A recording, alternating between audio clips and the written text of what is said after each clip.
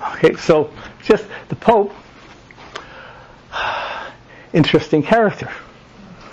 Okay, now he's born in December. If you do the Northern Hemisphere chart, he's a Sagittarius. Oh, this one's not showing so well.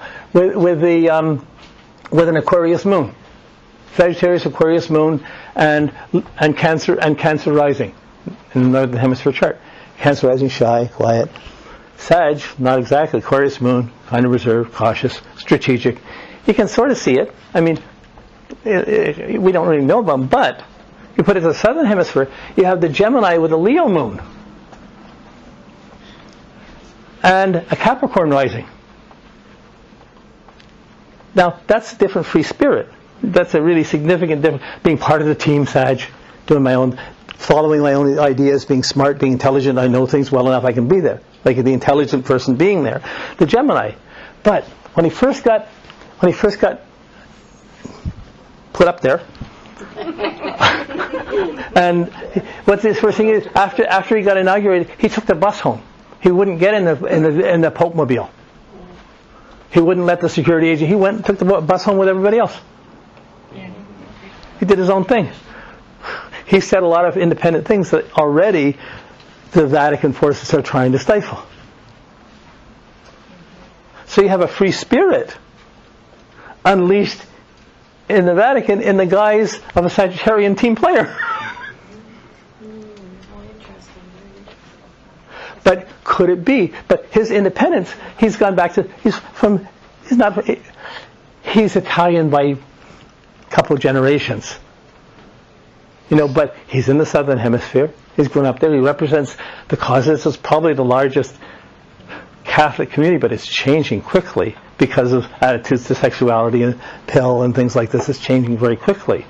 And that would be a big loss for the church if they didn't, if that started dividing when it's been unified fairly consistently. So there were, we'll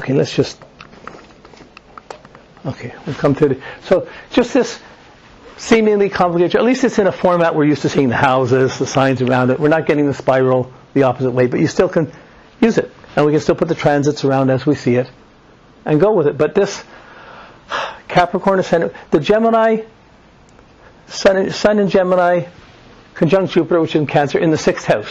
He's his own worker, does his own thing.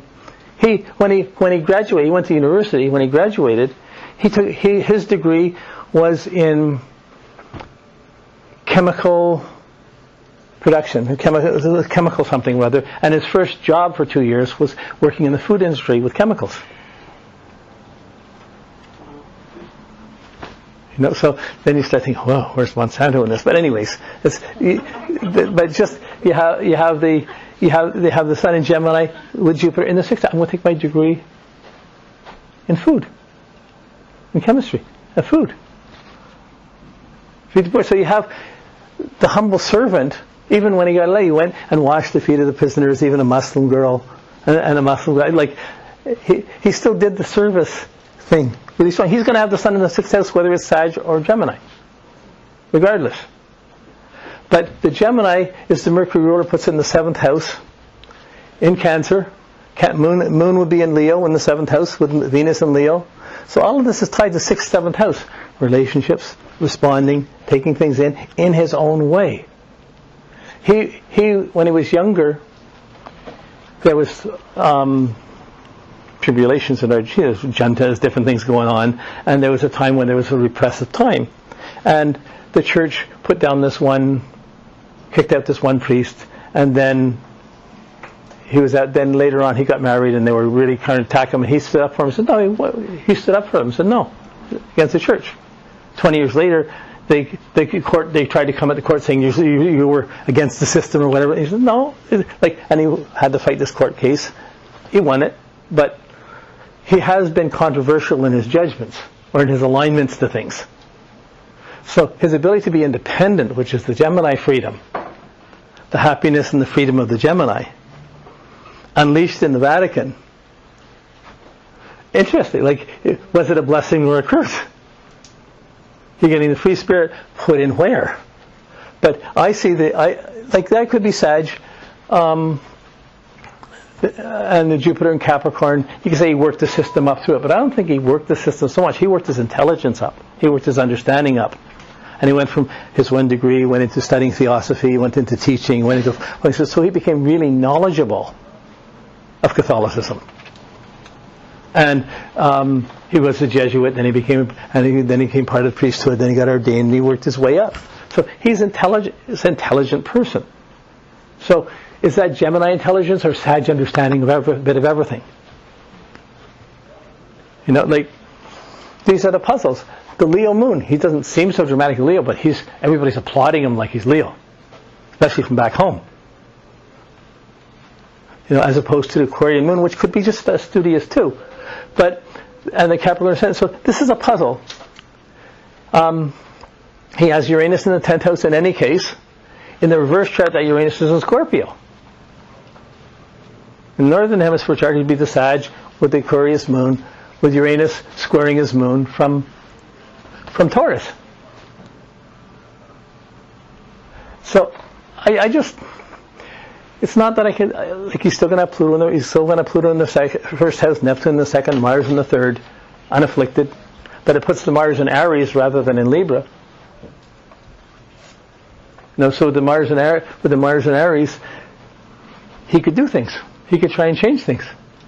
He could even walk out not take the bus and not take the Popemobile and take the bus home.